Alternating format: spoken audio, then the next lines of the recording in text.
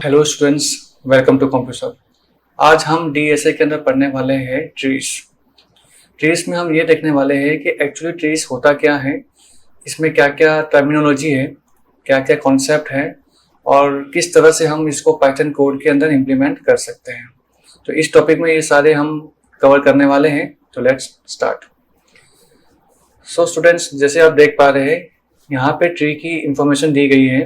Tree is a non linear hierarchical data structure that consists of nodes connected by edges। Right hand side में जैसे आप देख पा रहे हैं यहाँ पे काफी सारे नोड्स है जो आपस में कनेक्ट हुए हैं। तो जैसे हमने लिंक लिस्ट पढ़ा था, तो लिंक लिस्ट के अंदर भी हम नोड को कनेक्ट करते हैं, लेकिन उसमें लीनियर डेटा स्ट्रक्चर फॉलो करते हैं, जिनमें एक नोड को दूसरे नोड से कनेक्ट किया जाता है लेकिन लीनियर वे में। यहाँ पे भी हम नोड को कनेक्ट कर रहे हैं, लेकिन आर्बिटरी जो शेप होते हैं उससे कनेक्ट कर रहे हैं। कोई सिस्टमैटिक रूल नहीं है, कोई भी नोड किसी से भी कनेक्ट हो रहा है। जैसे आप देख पा रहे हैं फर्स्ट नोड जो है वो 2 और 3 से कनेक्टेड है, 2 जो है 4 और 5 से कनेक्टेड है, 5 नोड जो है वो 6, 7, 8 से कनेक्टेड है। तो इस तरह से एक ट्री फॉर्म हो रहा है।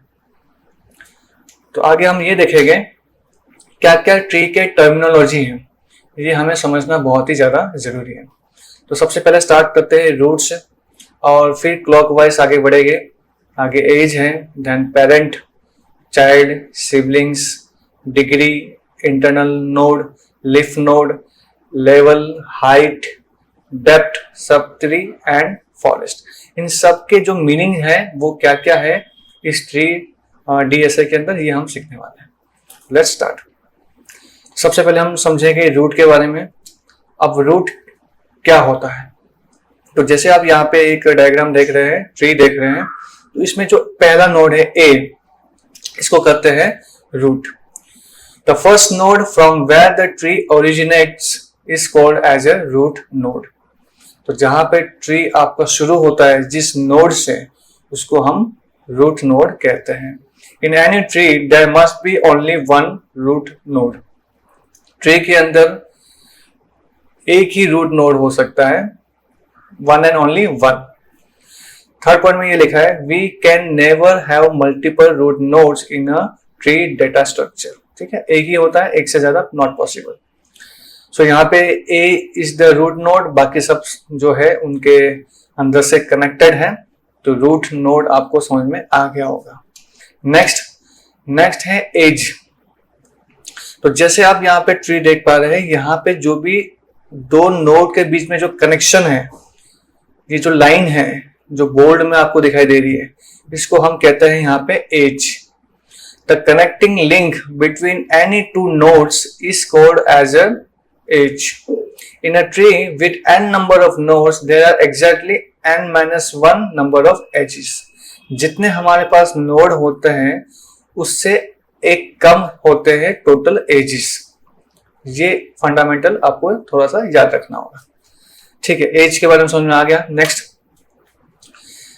नेक्स्ट है parent. The node which has a branch from it to any other node is called as a parent.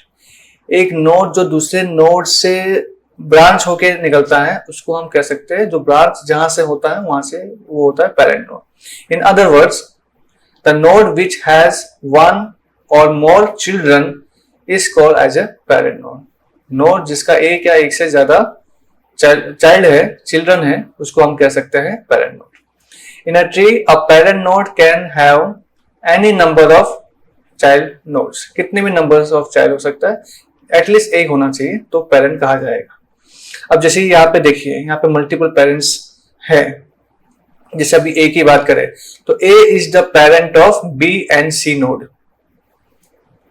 B is the parent of D, E and F, E is the parent of I and J.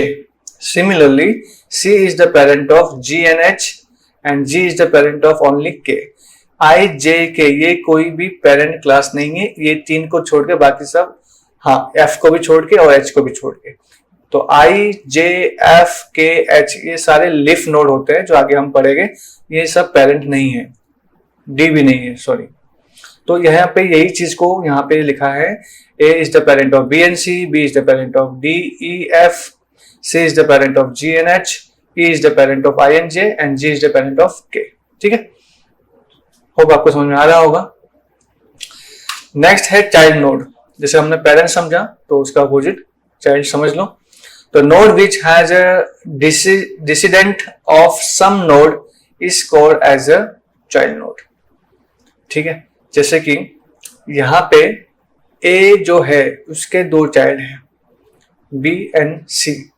B के फिर 3 child हैं, फिर ई के ऐसे child हैं, तो इस तरह से चाइल्ड बनते जा रहे हैं।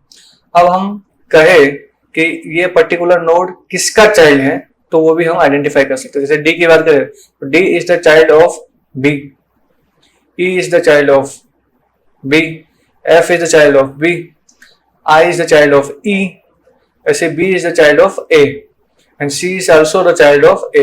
तो इस तरह से हमें समझना है कि चाइल्ड नोड क्या होता है। All the nodes except root node are the child node. Root node को छोड़ के बाकी सारे जो नोड है वो किसी ना किसी के तो चाइल्ड है। ठीक है, नेक्स्ट बताया गया है यहाँ पे सिबलिंग्स। जैसे हम अपने फैमिली में सिबलिंग्स होते हैं जो ब्रदर एंड सिस्टर्स होते हैं, तो वैसे ही कुछ यहाँ पे भी सिबलिंग्स की बात हो रही है।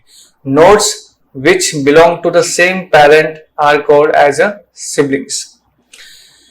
So यहाँ पे siblings की बात हो रही है, तो यहाँ पे अगर B और C की बात करें, B and C are the siblings, D, E and F are the siblings, G and H are the siblings, है ना, I and J are the siblings। तो ये सब चीजें बताइए। In other words, nodes with the same parent are sibling nodes। ठीक है, next देखते हैं डिग्री। बहुत इंपॉर्टेंट पॉइंट है। Degree of a node is the total number of children of that node. इस वर्ड को थोड़ा ध्यान से समझने की कोशिश कीजिएगा। डिग्री ऑफ ए नोड, एक पर्टिकुलर नोड का जो डिग्री होता है वो होता है is the total number of children of that node. उस नोड का जितना नंबर ऑफ चिल्ड्रन होता है उसी को कहते हैं डिग्री। तो जैसे कि अगर बी यहाँ पे एरो किया हुआ है बी, तो बी के कितने डिग्री है, बी के चाइल्ड है D, E and F, so total 3 degree है। सी के कितने डिग्री है 2, ए के कितने डिग्री है 2। ठीक है, तो इस तरह से डिग्री की बात हो रही है। Degree of a tree is the highest degree. यहाँ पे देखो डिग्री ऑफ ए नोड की बात हो रही थी फर्स्ट लाइन में, यहाँ पे डिग्री ऑफ अ ट्री, पूरे ट्री का जो डिग्री है उसकी बात हो रही है।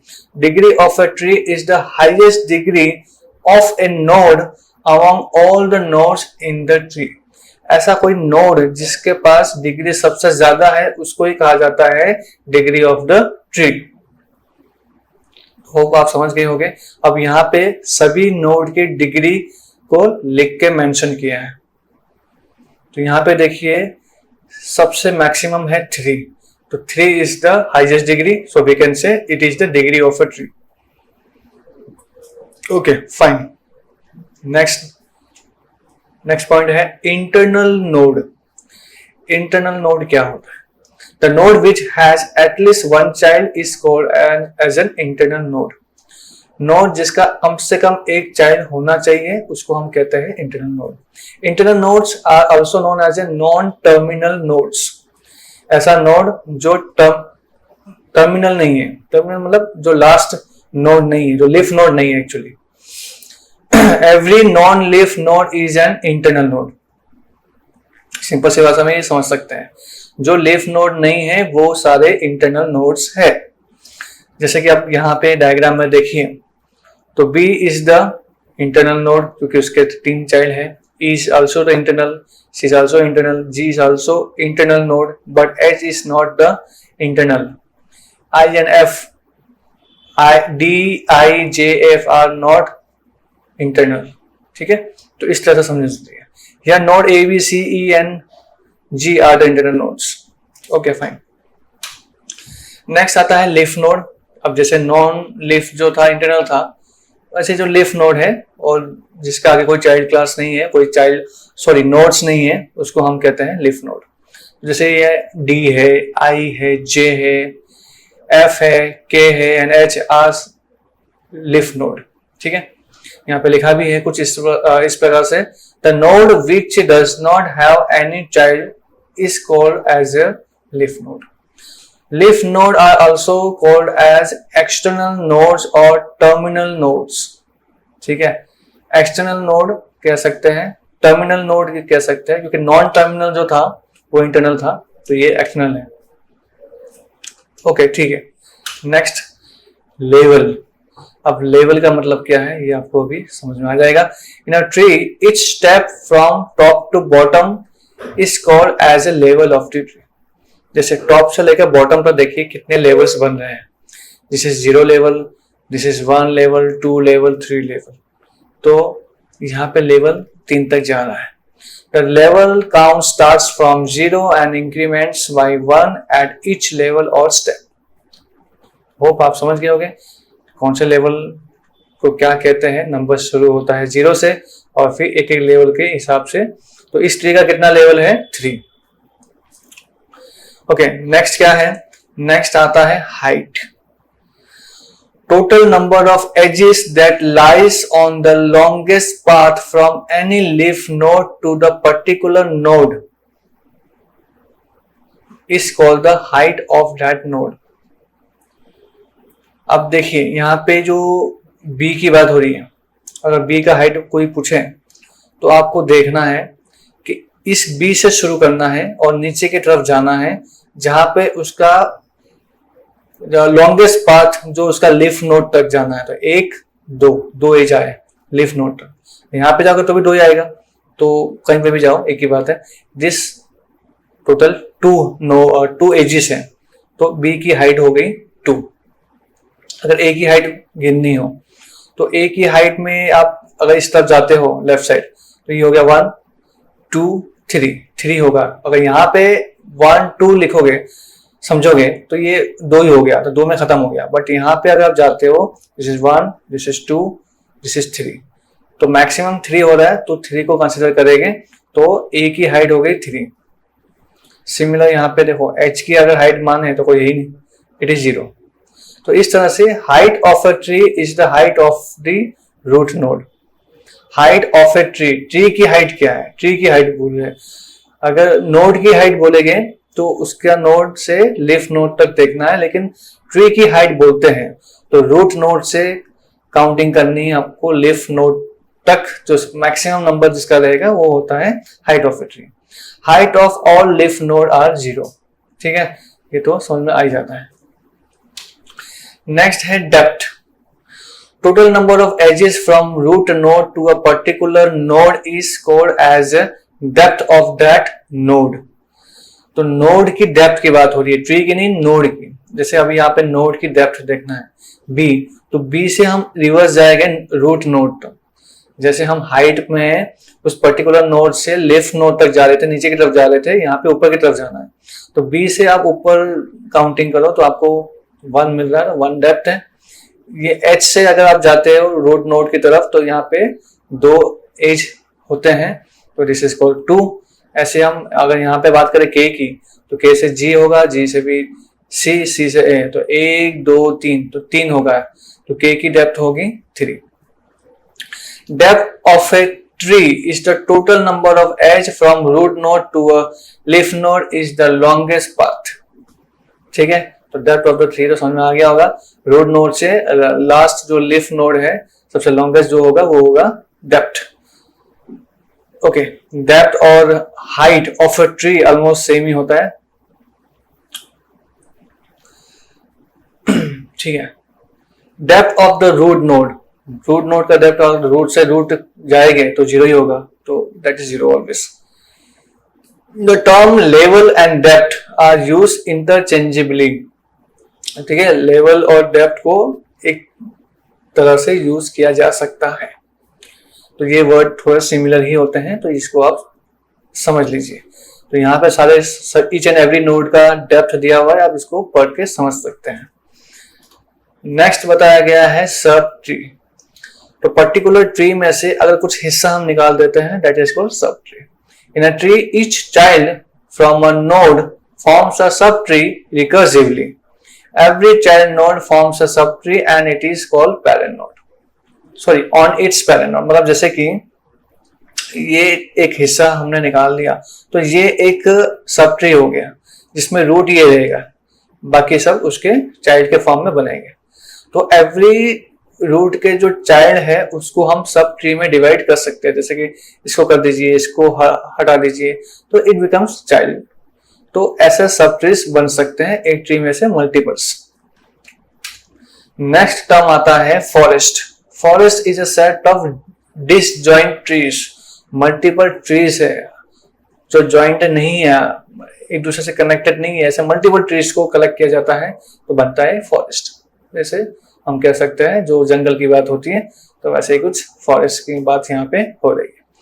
तो होप आपको सारे टर्म्स समझ में आ गए होंगे।